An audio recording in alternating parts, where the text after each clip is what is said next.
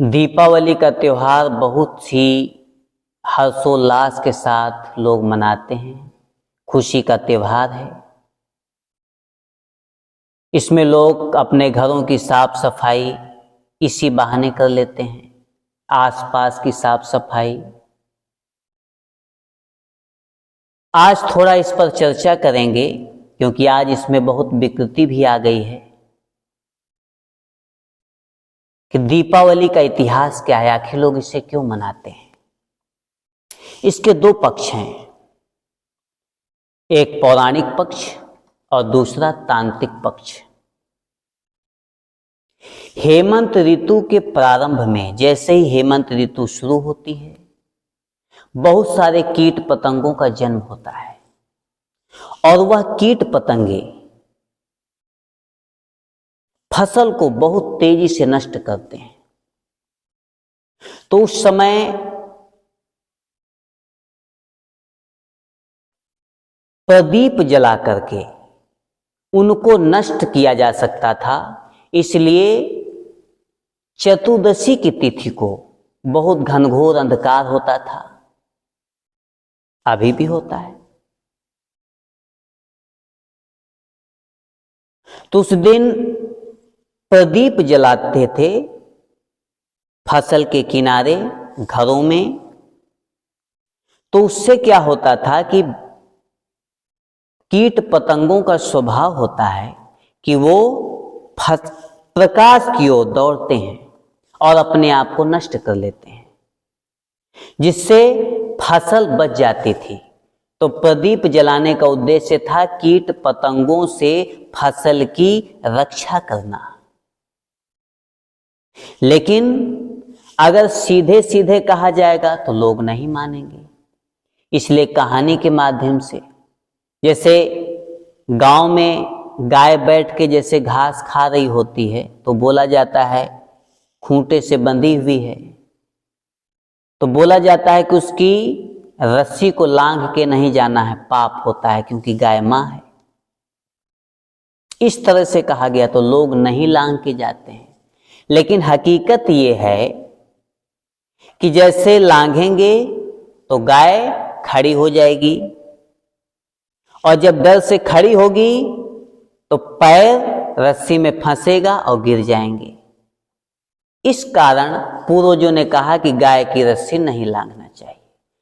लेकिन उसे थोड़ा अध्यात्म से जोड़ दिया तो लोग मानने लगे हमेशा के लिए। ऐसे ही एक हिंदू पौराणिक कथा है कि द्वारिका में एक बार भगवान श्री कृष्ण द्वारिका से बाहर जाते हैं। उसी समय नरकासुर नामक एक असुर द्वारिका में आक्रमण कर देता है अपनी सैन्य शक्तियों के साथ। इधर भगवान श्री कृष्ण की पत्नी सत्यभामा ने अपनी सैन्य शक्तियों के साथ उससे मुकाबला किया और उसे परास्त कर उसका वध कर दिया। उस दिन चतुर्दशी तिथि थी।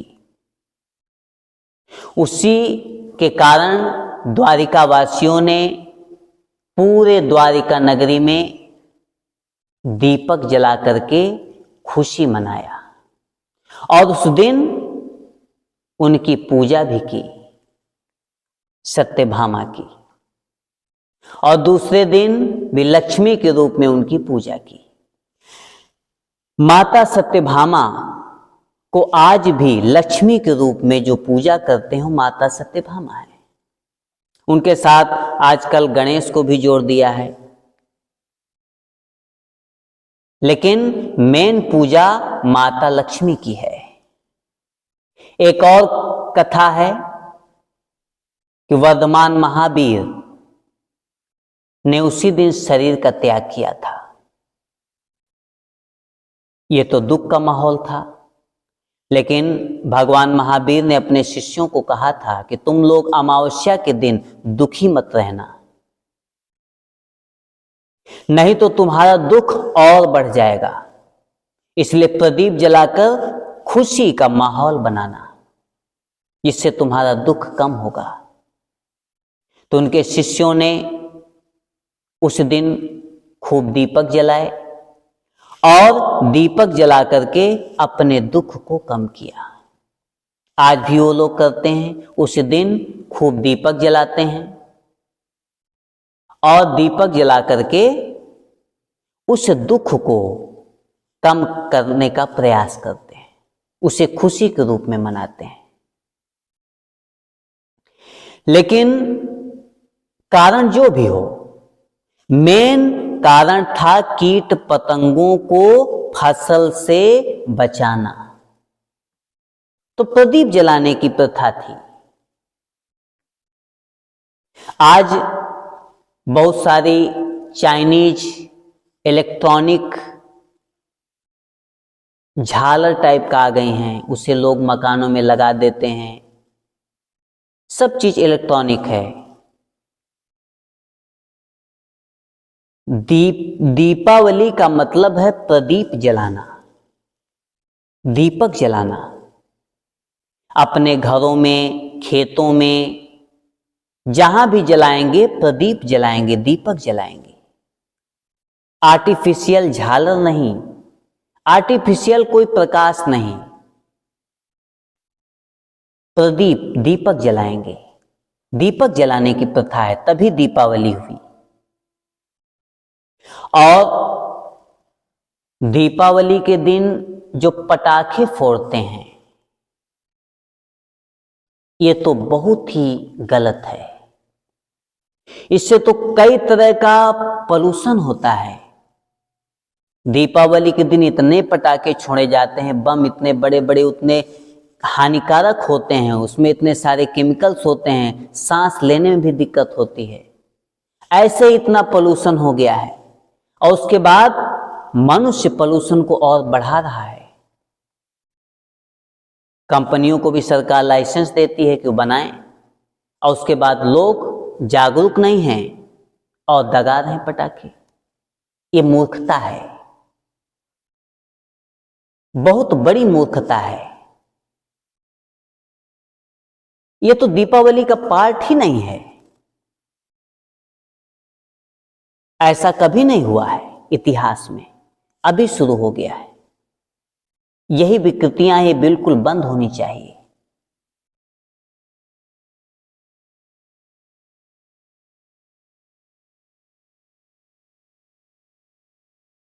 दीपावली के दूसरे दिन नरकासुर चूंकि मारा गया था माता सत्यभामा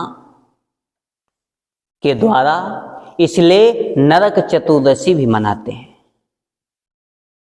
चतुर्दशी के दिन मारा गया इसलिए, और उसका नाम था नरकासुर, इसलिए नरक चतुर्दशी भी मनाते हैं। यह हो गया पौराणिक पक्ष। अब है तांत्रिक पक्ष। प्राचीन काल में तंत्र साधना का मतलब है कि अंधकार में प्रकाश पैदा करना, अपने मन के अंदर दीपक जलाना। यह तंत्र साधना का मतलब हुआ। इस तिथि में प्राचीन काल में बौद्ध तंत्र में तारा शक्ति की पूजा लोग करते थे।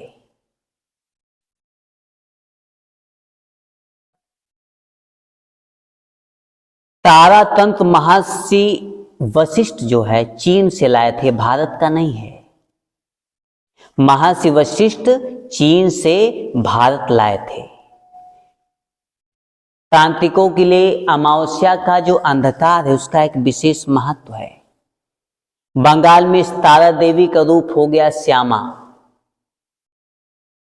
कालिका शक्ति जब बौद्ध तंत्र छोड़कर पौराणिक तंत्र में आई या पौराणिक तंत्र ग्रहण किया,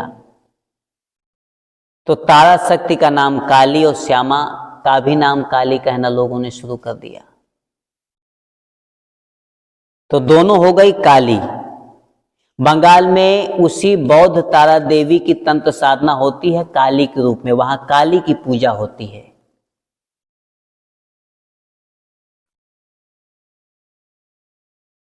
तंत्र भी दो तरह के हैं, एक अविद्या तंत्र, एक विद्या तंत्र। अविद्या तंत्र में बहुत सारे लोग देवी के नाम पर बलि देते हैं निर्दोष पशुओं की, ये गलत है। विद्या तंत्र का साधक जो विश्व के उत्थान के बारे में सोचता है, सबकी शुभकामनाएं उसके मन में होती हैं, वो विद्या तांत्रिक होता है। वो भी साधना करता है, तंत्र साधना करता है। विद्या तंत्र की साधना सबसे श्रेष्ठ होती है और विद्या तंत्र का साधक निस्वार्थ भाव से साधना करता है और जन कल्याण के लिए साधना करता है। और अविद्या तंत्र का जो साधक होता है वो किसी भी तरह से अपने आप में शक्ति प्राप्त करना चाहता है, बहुत सारी सिद्धियां प्राप्त करना चाहता है और उसके बाद सिद्धियों का दुरुपयोग करता है। वह सिर्फ साधना सिद्धियों के लिए करता है कि मैं कैसे ज्यादा से ज्यादा शक्तिशाली हो जाऊं। कई तरह के अविद्या तांत्रिक होते हैं, उन्हीं में बलि है, निर्दोष पशुओं की हत्या करते हैं, मुर्दे के ऊपर साधना करते हैं, मुर्दा खाते भी हैं। कई तरह की साधनाएं हैं विद्या तंत्र में। वो सिर्फ अपनी शक्तियों को बढ़ाने के लिए। और जो तंत्र साधना का जो प्रहर है वो 12 से 3 बजे जो रात्रि का समय होता है, 12 बजे से 3 बजे तक का समय होता है। इसी में विद्या तांत्रिक भी साधना करता है और अविद्या तांत्रिक भी साधना करता है।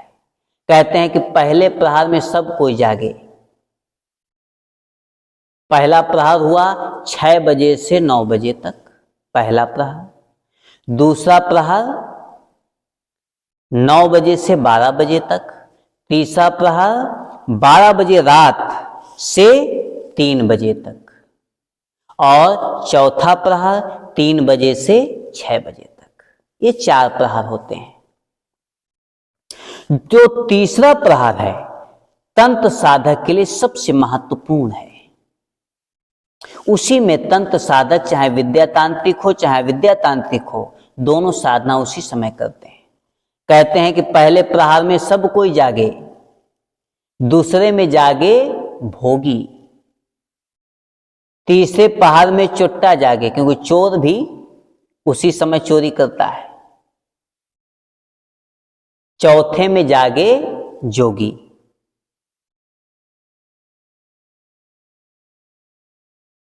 जोगी सुबह जल्दी जग जाते हैं।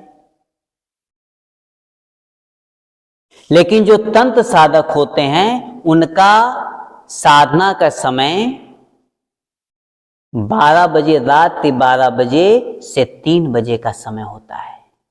इसी में वो लोग साधना करते हैं। और विद्या तंत्र की साधना का विशेष महत्व है। अविद्या तंत्र अपनी शक्ति बढ़ाने के लिए करते हैं, स्वार्थी होते हैं और विश्व की जो शुभकामनाएं लेकर के करते हैं वो होते हैं विद्या तंत्र के साधक। तो मेन है दीपावली का जो पक्ष है वो बाहरी पक्ष है, बाहर भी दीपक जलाना, और अपने अंदर भीतरी पक्ष है, अपने अंदर दीपक जलाना। दोनों तरफ दीपक, बाहर भी और अंदर भी। अंदर दीपक जलाने का मतलब साधना करना, ध्यान करना। उससे अपने मन में, अपने अंदर जो अंधकार है, अज्ञानता का अंधकार है, उस अंधकार को दीपक जला करके अंधकार को खत्म करना।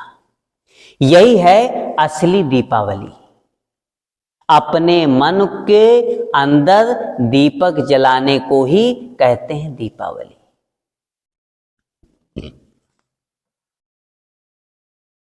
इसी तरह से दीपावली को मनाएं। दीपावली में जो विकृतियां आ गई हैं पटाखे दगाने की,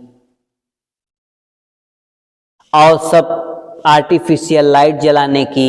आर्टिफिशियल लाइट जलाने से उतना नुकसान तो नहीं होता है जितना नुकसान पटाखे दगाने से होता है। ये तो पूरे समाज को पॉल्यूटेड करता है।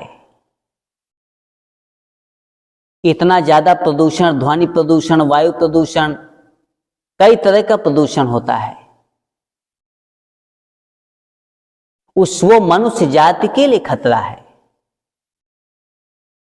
लेकिन मनुष्य जानबूझकर ऐसा करता है, जान रहा है कि पटाखे नहीं दगाने चाहिए।